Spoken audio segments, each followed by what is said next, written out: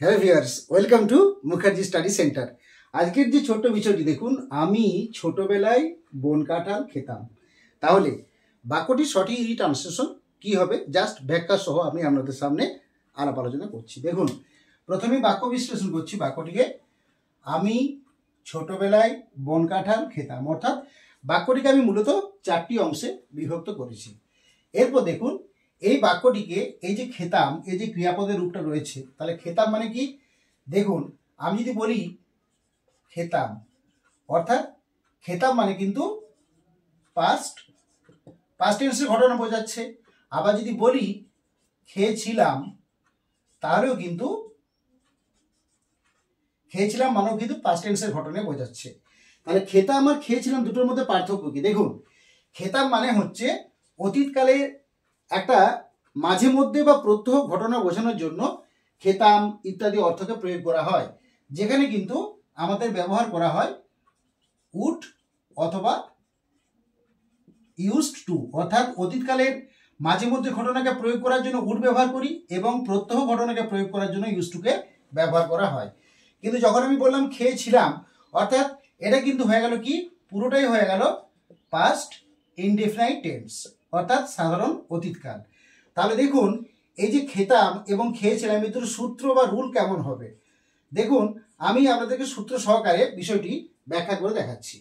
তাহলে দেখুন, আমি যদি খেতাম অর্থ ধরি, তাহলে কিন্তু এই অর্থে আমি এইরকম সূত্র প্রয়োগ করব, subject plus would oblique use to plus main verb V1 plus O oblique C plus others, এই সূত্রটি প্রয়োগ করবো। দেখুন, যদি আমি খেতাম অর্থ করি, তাহলে subject plus would oblique use to plus main verb V1 plus object oblique complement plus others, এই সূত্রটা আমি প্রয়োগ করব। কিন্তু যদি আমি পাস্ট ইনডেফিনিট প্রয়োগ করি, খেয়েছিলাম প্রয়োগ করি, তাহলে সেই ক্ষেত্রে আমি কি সূত্র প্রয়োগ করব? দেখুন, subject plus main verb V2 plus O oblique C plus others. দেখুন, এই সূত্র প্রয়োগ করব, সাবজেক্ট প্লাস মেইন ভার্বের V2 অর্থাৎ ভার্বের second form plus object oblique complement plus others, এই সূত্রটা প্রয়োগ করব। তাহলে দেখুন, এই সূত্রটা দিয়ে আমি এই সূত্র দিয়ে বাক্যটা আপনাদের সামনে গঠন করে দেখাচ্ছি। এরপর দেখুন, আমরা কি জানি? ছোটবেলা। তাহলে ছোটবেলার ইংরেজি কি বলুন? আমরা সবাই জানি যে চাইল্ডহুড, অর্থাৎ চাইল্ডহুড মানে হচ্ছে শিশুবেলা বা ছোটবেলা। কিন্তু এই চাইল্ডহুড আমরা জানি এটা হচ্ছে অ্যাবস্ট্রাক্ট নাউন।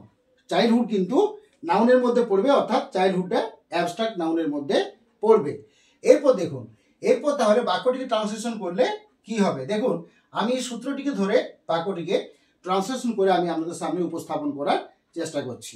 তাহলে দেখুন, এখানে আমি কি বলেছি? সাবজেক্ট প্রথমে। তাহলে সাবজেক্ট মানে আমি, অর্থাৎ আই ধরলাম। আমি ছোটবেলায় বন কাঁঠাল খেতাম। তাহলে খেতাম অর্থে আমি কি করব? দেখুন, উড অথবা ইউজ টু এর মধ্যে, এবারে আমি যদি মাঝে মধ্যে বলি সেই ক্ষেত্রে উড প্রয়োগ করব, যদি প্রত্যহ বলি তাহলে ইউজ টু প্রয়োগ করব। তাহলে কাঁঠাল তার প্রত্যহ কেউ খায় না, সুতরাং এই ক্ষেত্রে আমি উড ব্যবহার করব। তাহলে আই উড, এরপর কি হলো দেখুন, এরপরে V1 মেইন ভার্বের V1 অর্থাৎ ইট মানে খাওয়া, আমরা সবাই জানি। তাহলে আই উড ইট, আমি খেতাম। তাহলে আমি খেতাম, কি খেতাম? বন কাঁঠাল। তাহলে বন কাঁঠাল, এই বন কাঁঠাল ইংরেজি কি বলবো আমি? দেখুন, ড্যাশ জ্যাকফ্রুট,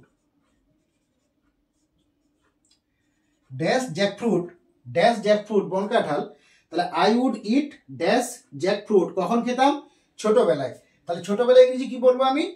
দেখুন,